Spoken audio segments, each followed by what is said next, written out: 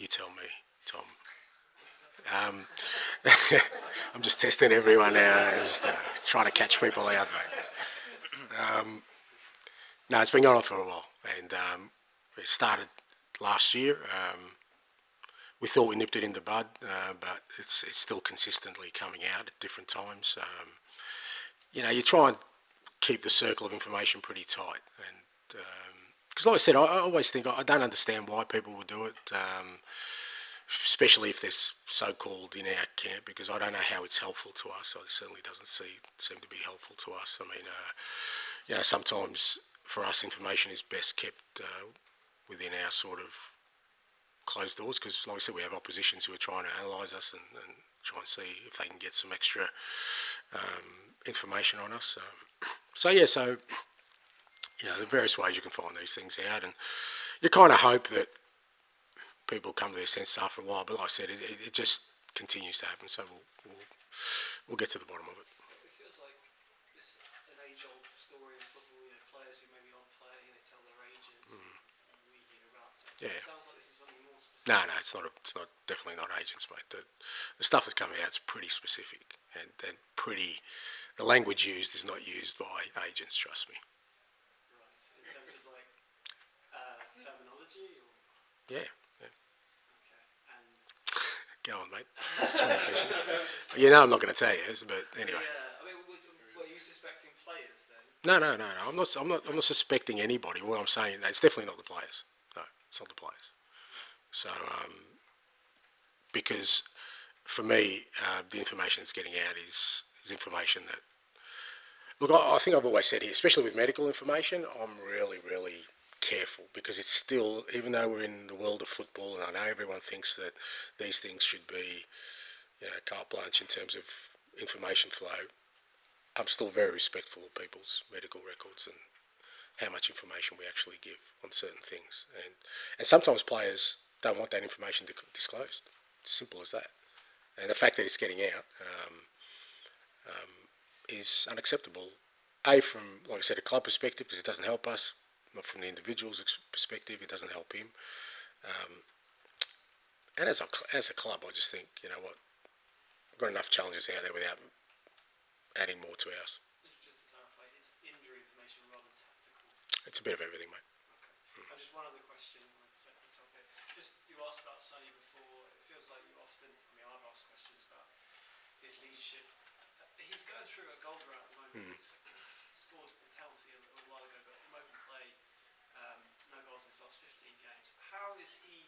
That must be frustrating for him. How is he dealing with the sort of personal frustration with having to also be the leader of the group?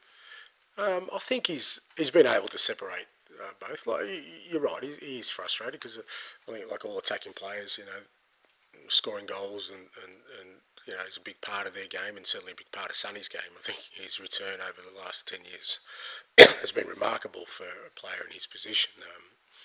But I think he's been pretty good at sort of separating both. I think, especially the last 2 games in particular, he's really tried to sort of make sure he serves the team, does the team things first. I think he's been an instigator in pretty much all our goals, in terms of playing things that, if he was sort of desperate for goals, he probably would have taken other options.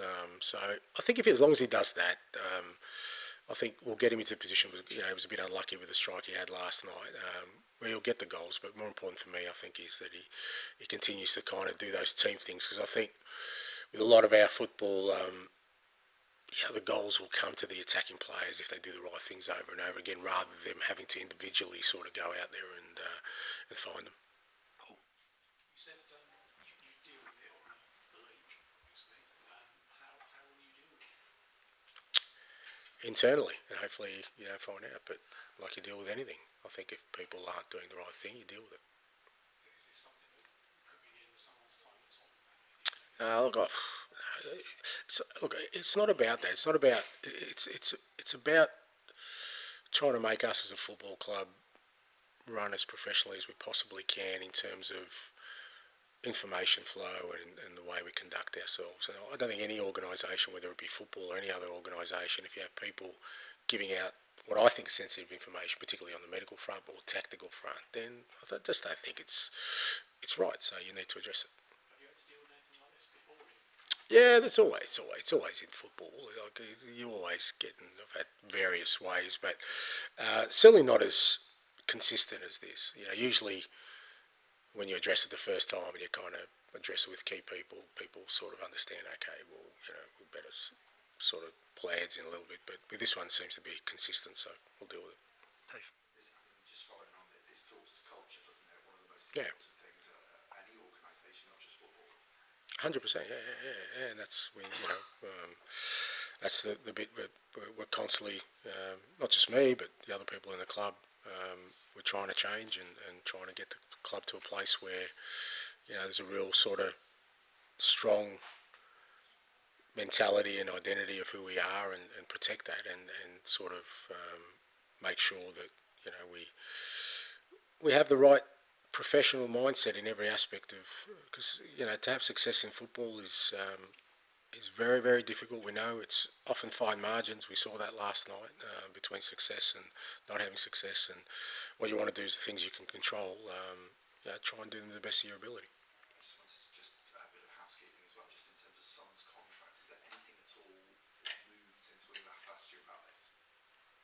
Don't think so. I think we triggered the extension. Yeah, apart from that, Yeah. No. Apart from that, no. okay, I just wondered if we get to the summer and he's still just got the 1 year, the extension year to come, how you and the club would feel about that. I think all those things we'll address kind of at the appropriate time. I don't think now's the time to kind of look at that. You know, certainly at the end of the year there'll be a point of review where we look at sort of where we are as a squad and sort of do some forward planning. If I'm here, mate, and kind of look at what next year looks like and beyond. And you know, I'm sure Sonny will be part of those discussions. John? With the mole, have you had to... The mole, going from the leak to the mole. Better one. Have you had to like do a Colleen Rooney and set a false trail of information? That's how she Right. dealt with her. Has it been anything like that? No. Look, it's a simple process. You just limit where the information goes, and it's pretty easy to figure out. Football managers are busy now. You're having to turn detective as well. There's always a bit of detective work in football management. Like I said, I really just going back to, you know, I think it's a cultural piece. I think, you know, I'm big on, you know, creating a culture of success, and I don't think successful organisations behave in that manner. Who is your go-to detective if you're reading or watching TV? Do you have one? Oh no, yeah, Reacher. Just get out the big bat and pummel people. Okay. Hi, Ange. Yeah. On a slightly different note, you spoke very well last week about wanting more of the voices kind of inside and Yeah. outside the club defending Spurs. I wonder kind of to what extent, you know, those voices can kind of be working behind the scenes at organisations like the Premier League and UEFA, kind of the bits of football we don't see to sort of push the club's interest. I mean, is that something you think Spurs do kind of well enough? It's hard to say sort of the behind the scenes stuff because again, I'm not exposed to that at this club. You know, you know, I said before, sort of my exposure to a lot of aspects of the club is fairly limited. But yeah, the public piece is stuff that I'm aware of, and you know, I think it can be sort of helpful, particularly through tough times. And again, I'm not talking about cheerleading, but you know, having people who understand, you know, sort of the process the club is going through and the challenges it faces and sort of how they're trying to navigate that, rather than sort of, yeah, like I said, at the moment it's all kind of, there's a lot of sort of groupthink happening where, you know, we're obviously not going well in the league, and you know, that's just means that sort of everything's seen through that prism and that light without no one sort of taking a step back and seeing actually that we've actually made some decent inroads in certain areas. And as I keep saying, and you know, certainly my belief is that, you know, we'll still get to where we want to, even with the difficulties we've had this year. But I think when I'm the only one saying it, it just sounds self-serving. It just sounds like I'm just trying to sort of protect my own space, which I'm not. Like I said, I don't. It's the furthest thing from my mind, but I understand that people would see it that way. Have you had a chance to speak to Scott or Johan or even Daniel about that? Look, particularly with Scott and Johan, I have daily communication with them, and I kind of, and I think they're of a similar mindset, in terms of, how we sort of communicate. I think, I'm sure even you guys got tired of me talking so much this year. I think, you're nodding, you definitely, don't shake your head now. Your initial response was a nod. And I understand that because, I mean, Anthony and I say, I was up last night, I'm up today, and it seems a lot of managers as well, not just me. We're spokesmen for pretty much everything that happens at a football club, and I'm okay with that. But a lot of things I got no exposure to, so it's not even right that I should be addressing them. But I think with the way football's going, and it's obviously becoming a massive industry, and there's so many things within the mechanisms of every football club. Having just the one spokesman for it doesn't make sense to me, whether that's internally or externally. But yeah, we have discussions about how we can navigate and sort of communicate better moving forward. Is it fair to say that we were saying that sort of having someone above you at boardroom level who could talk about issues that you will not cross would be a helpful thing? I think in some areas it would be, only because it kind of paints, I think, a more fuller picture of what we're doing as a football club. Because at the moment, like I said, it's just seen through the prism of our results, which is fair enough. Everyone will say, well, that's all that matters. But there are times I think it goes beyond the results, and understanding where we're at as a football club and what we're trying to build and sort of what our strategy is, and that maybe gives people an idea, okay, well, that's why they're making the decisions they are right now. Thank you. Elias, to finish, please. Regarding Wolves, obviously it's a team that's kind of struggled towards the bottom of the Premier League for most of the season, but still aside, lots of quality. They've got three players who frequently play for Brazil, full of international. And for a side that's trying to, I suppose, balance two tournaments like you are at the moment, is that kind of a unique challenge in the Premier League that you face teams from the top to the bottom that just have so much quality? Yeah, absolutely. I think that is the beauty of the Premier League. I mean, I think obviously this year, and I guess last year, the three promoted teams have really struggled. But I think in between that, you've certainly seen an evening up this year of clubs who are very, very competitive, irrespective of their position on the table. And for clubs like ours, who we obviously went through a really tough time with injuries, who are depleted, that means that you're really sort of vulnerable against every team.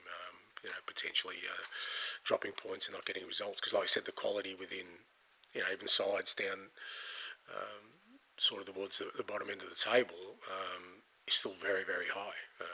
I think Wolves have got some outstanding individuals who could fit comfortably into teams in the top half of the table for sure, but they're not the only ones. Whether it's all the other teams in and around there, and so that's the unique challenge of the Premier League. But I think that's why we enjoy it, is that for the most part every game is pretty competitive. And on Mikey Moore, obviously, hasn't seen action very much recently. Is it just a case of players coming back and the 17-year-old just finding its way back in like the natural pecking order? Yeah, not so much natural pecking order, but yeah, it's sort of understanding that we've exposed Mikey a hell of a lot more than I thought we would at the start of the year. He only sort of just started playing under 21 football last year, and he had some injuries, didn't play a lot, so it was kind of touch and go at the start of the year. Do we let him sort of bet in with the 21s, or give him a loan, or keep him with us? But I felt that if we kept him with us, and my thing was let him train with us for a year, train with men, train in the first team environment, see how he adapts, and at the end of that he'll still be 17 or 18, and we can make decisions. But he's played a lot more than we thought, but he's still very much part of our sort of setup in the first team, and it's training every day, and I think we'll see the benefits of that to years to come. We don't need to be in a rush with Mikey. He's a very talented player. He's working hard. I think physically I still sense like he's growing into his body. I think we've seen with Lucas this year, the difference in 12 months in young players is quite transforming. So I think Mikey will be in a similar kind of boat, but we're still very happy with him, and we're sure he'll keep developing.